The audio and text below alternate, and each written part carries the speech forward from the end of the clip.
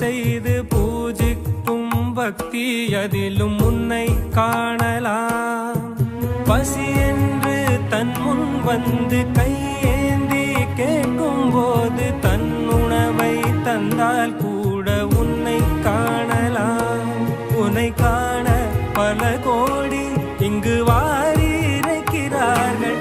எளிதாக உன்னை சேர இங்கு யாரு நினைக்கிறார்கள்.